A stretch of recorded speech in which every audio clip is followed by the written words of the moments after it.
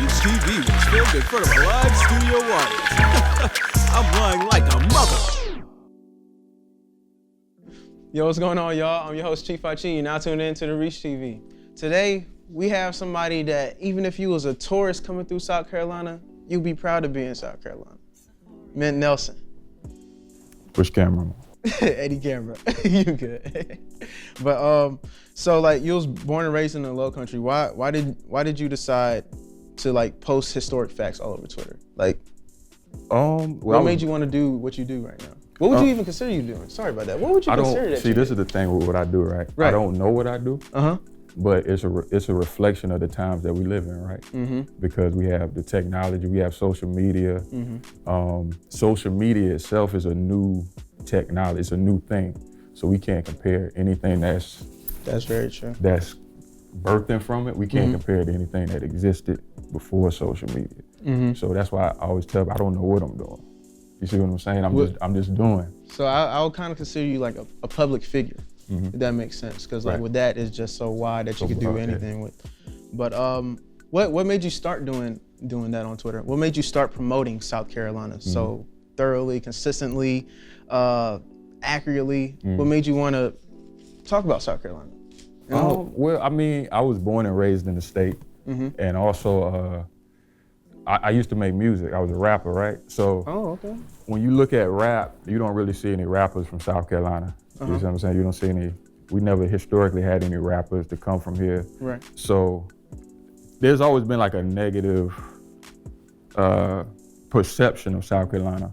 So I just started using my Twitter like, yo, I'm about to just start saying what I think is cool about the state. Because I lived here, and to be honest, I don't know how I got all these facts though. Like, I don't know why, you know what I'm saying? I got all the facts, but it's just, I just started using it. Because like most of the facts that you put out is things that I didn't learn in school. I did a whole semester, a whole almost year on South Carolina history. Didn't learn things that you said. Right. Because if I did, I would have been like, oh, I already know that. Right, but like with you, it's fresh facts, it's old facts. Like you got it, man. So thank you for that, man. Nah, seriously. no problem, man. I mean, it's a combination of stuff I already knew, and a lot of it, like you said, I didn't know in school. So the stuff that I found cool about the area, I was like, you know what, I'm about to just start, tweeting it from my account. In my opinion, I'm doing nothing different than anybody else is doing, in other places. It just so happened, this has never been a place to, be proud of, I would say, so. That's good, so it's more than for the love of it. You feel like it's your duty. Right, it's a need because, like I say, I didn't grow up really. Now that I'm older, I see that there are a lot of people who came out of South Carolina, a lot of prominent people. But growing up, I didn't really see that. Like on TV, I wait for people to be like, I'm from South Carolina. You never heard that. So the people that I did know who were from South Carolina, the interesting facts that I did know, I was like, I'm gonna start using my platform to inform everybody, basically to share my perspective, you know what I'm saying, on what's happening. That's what's up. So you said that you used to make music. So what was the Ment Nelson before social media? Oh man, I was on social media since MySpace days, of course, but like even before that, like AIM. What were you like before you were pushing the South Carolina culture? Well, I was in a rap group, Oxymoron. Technically, I'm still in it. We just haven't put out a project since like 2014. But so I was in a rap group, and So you still got bars? Yeah, I still got bars. Okay. I might have to rap some old stuff, but I got some bars. Okay. Yeah, continue, my fault. But yeah. If you like Southern hip hop, like Outkast, Goody Mob, that's considered like old school now. But when we was doing it, it was in. Hey, I don't want to put no spotlight on you, but who's your favorite artist in South Carolina? I like how Poco Don, man. I don't think he get enough credit. Like, you gotta put me on Poco Don. I heard that name, but I never. He was on the porch, beating on his porch that time. He went viral. No, you talking about Don Dada? Yeah, Don Dada. Yeah, he's That's from what Greenville. You talking about. Yeah, that's like my favorite. Like, hey, I swear I used to watch that video like every day. I could almost say that thing word for word. Bro. Yeah, he got a whole album with just no beats, just him beating on a piece of wood. On the porch, he on got the white porch with the hat to the side. I know that video. Yeah. Like, yeah, man, that's my shit. That's what's up though. But that's your favorite rapper? From Don Dada, Blind Fury. And And you know me, I go all the way back, you know what I'm saying? I like cause I think what I do that's most important, I feel, is I try to preserve what made South Carolina what it is, in my opinion. Like you can go all the way down to the root of it, to the Gullah Geechee culture, you know, stuff like that. So when it comes to hip hop, I like people who I feel like preserving the culture in their music. Okay. But I like turn up stuff too, you know what I'm saying? I mess with Liddy, you know what I'm saying? A bunch of Ben Starr, who else?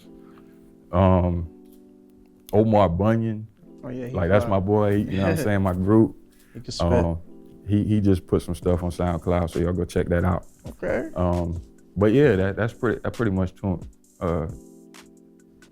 it up. All right, bet. So I see now that you a self-taught artist. Yeah. You getting to the painting tools. You got your palettes out. I'm trying. I see you, I'm man. like JJ on Good Time. So what made you get into painting? Well, actually, if you ask people where I'm from, if you ask them what I do, that's what they know me for. Oh. Like the hip hop, all that stuff is new. So this is just new to me, then, I guess. Yeah. Like I've been drawing ever since I was, you know, before I went to school, I was already drawing. So yeah, I've been doing that ever since I was a child. Okay, that's what's up. So I see you messing around with watercolors, all that stuff. But I saw before that you had hats and all these other things that you've been selling through your website. The hat of your is that your grandmother you were saying? Yeah, of your grandmother fishing. Yeah. I think that's when I first got introduced to you. Yeah. With the fishing cap. Yeah. That shit was fun. Like for me, man, I think one of my sole goals is to give people a different perception of South Carolina. More like a cool, you know what I'm saying? Like a cool perspective. It's working. So, you know, like I just take what's around me, stuff that people might just overlook. But you know, I don't come from much. So anything that I got, I can use it and be creative with it and turn it into something. So I had like my grandma, you know what I'm saying? Yeah. My sense of fashion. You put those things together, you know, you get the grandma hat. You know what I'm saying? That was tight, man. Stuff like that, yeah. So speaking of the hats, you have a brother who's Pierre Nelson, who owns Old Clothing. And a lot of people don't even know that. They don't even know that y'all brothers. Yeah. And we sort of do that on purpose, like. Really? Yeah. We gotta take this out? No, you good. Yeah, it's a no. If you know it, you know it. You know what I'm saying? But okay. Yeah, it's because I don't, you know, we don't want to use each other as crutches per se, to be like, oh, he just got on because he so and so. So we just do what we do. You know, if people know it, they know it. But you know, we just doing our own things, man. So what do you want this to turn into in the next 5 years? Where do you see it? Matter of fact, not even 5. Next year. Where do you want to see yourself next year? Out my parents' house. That's my main, because I had to move back here with my parents. So like I be tweeting the stuff from my mobile home, like my double wide trailer, you know what I'm saying? Like, and I'm reaching people from like all over the world. That's crazy, man. Like Gabrielle Union. Yeah, like, I seen that. Last night, Black Thought, like one of the grandma tweet, he liked it last night on Twitter and all this stuff, man. Wow. So like I'm just real normal, that's the thing. Like I don't even do like a lot of interviews or, you know, I don't be out that much, but yeah, like trust me, it's just exciting to me as it is to people who may be watching it from the outside. Like, wow. Like it's really a generational, like, you know, nobody in my family was ever successful like that. So the fact that me and my brother are doing, you know what I'm saying? That's like amazing. I'm proud of you. It's like, I don't even know. That's great.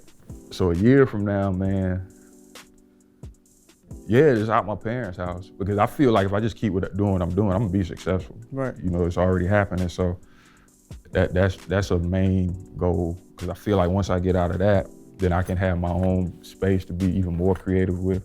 Because when I'm putting out now, that's just what I can do with what I got. Right. But once I'm on my own and I'm able to, you know what I'm saying, like really get like a studio situation going where I can paint 24/7. I really respect you for that, man. Like, Appreciate it, man. You really reaching the people that's probably looking at your tweets from a mansion in the jacuzzi or whatever while you over there, and that's pretty dope, man. Coming from you, that's good talk. Nah, man. So we got some questions from you from our Twitter. Okay. Just a couple. At Stephen Newton SC asks, did you pick up your art skills in school or are you self-taught? I think we already talked about you being self-taught. Yeah, I always say I'm self-taught. You know, that's where I was already drawing. I did two years at Francis Marion graphic design. but I got kicked out for academic probation. Oh, man. So yeah, so I'm back at my parents Tell now. everybody to follow their dreams, man. You're That's still it. going. Hey You're man, still going. yeah. I Stuff love like it. you just gotta follow your path. Right. Because if I was meant to stay in school, that's where I would have been. But I just followed my path, and this is where it led me. That's what's up, man. So any question after that is Ann Farley, 07. What do you want to do artistically in the next 5 years? Another question. How do you think technology changed your art in the past year? And how do you think tech will change the art in 2018? Goodness, she asked like 20 questions. Hold on, she still got something on this list. Oh, we keep going. Twitter done up that character limit. So yeah. they just taking advantage of it, I guess. Ready, But we got, who's your favorite artist that's still alive and that's dead? So just answer one at a time. I got you. The first one was, what do you want to do artistically in the next 5 years? Just to continue what I'm doing. Maybe do some watercolor, some oil paintings. Okay, just experiment more. Yeah, just experiment more, yeah. Okay. And the next one was, how do you think technology changed your art in the past year? Oh, man. Well, I'll tell you a quick little story. Like, I went to a gallery. I went gallery searching just to find people that would display my art. And I got rejected a lot. But I went to social media, and that's where it was. Like, because social media, there's no rules, you know what I'm saying? There's no confines. You can put something out, you don't know who to reach. But in that gallery, it's just those people who walk into those doors, the gatekeepers and all that. So I would say that's how technology has changed it, to where, I can have my own line gallery, my Instagram, Twitter, you know what I'm saying? Like, I got my own.